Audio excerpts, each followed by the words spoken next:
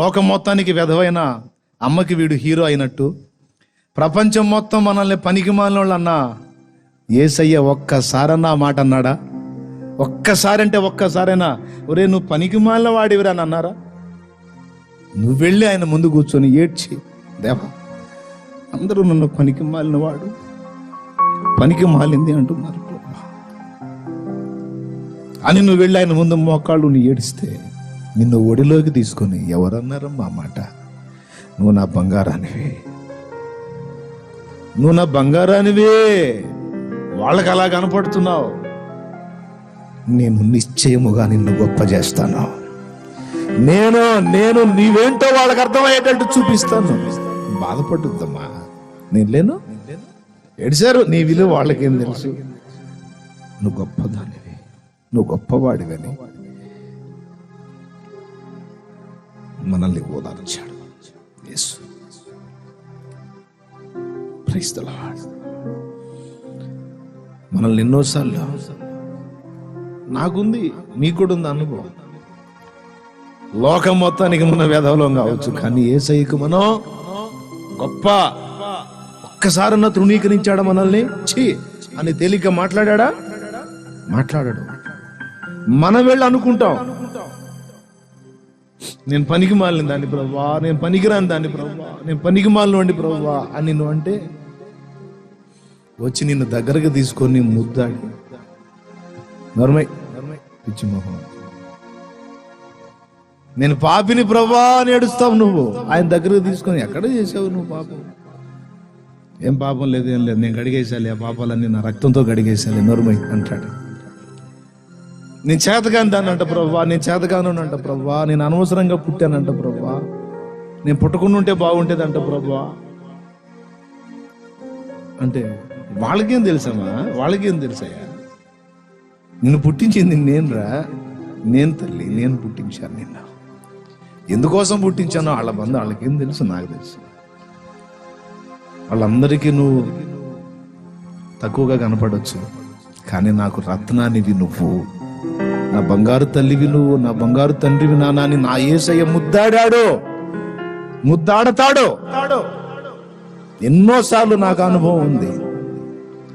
కృంగిపోయి ఆయన ముందుకెళ్ళి మోకాళ్ళుని ఏడిస్తే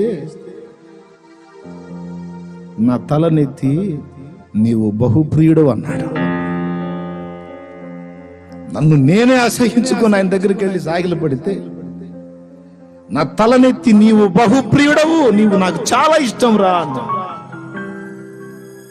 ఇక మాటల్లో గుండె బయలు దాకా ఏడ్చి ఏడ్చి ఏడ్చి, ఎందుకయ్యా నేనంటే అంత పిచ్చి నీకు?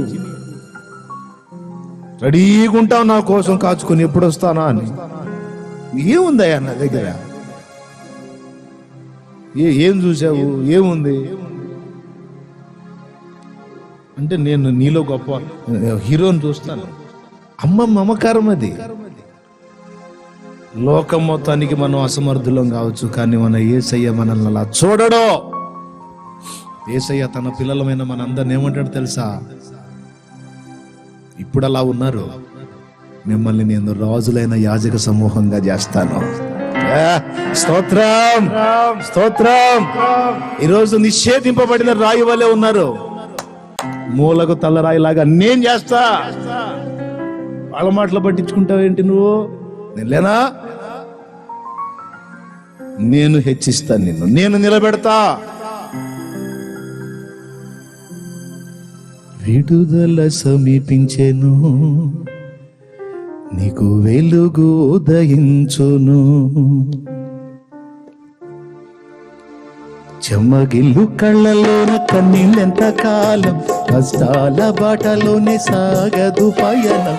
విడుదల సమీపించెను, నీకు వెలుగు ఉదయించును, విడుదల సమీపించెను, నీకు వెలుగు ఉదయించును.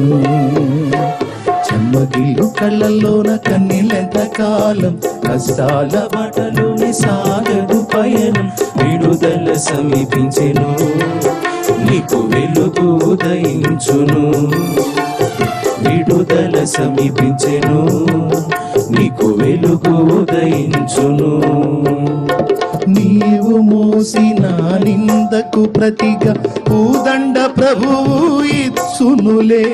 నీవు పొందిన వేదనలన్నీ త్వరలో తీరిపోవునులే. నీ స్థితి చూసి నవ్విన వారే సిగ్గుపడే దినమొచ్చేనులే. నీ స్థితి చూసి నవ్విన వారే సిగ్గుపడే దినమొచ్చేనులే. విడుదల సమీపించెను, మీకు వెలుగు ఉదయించును. విడుదల సమీపించెను, నీకు వెలుగు ఉదయించును. దేవునికి స్తోత్రం.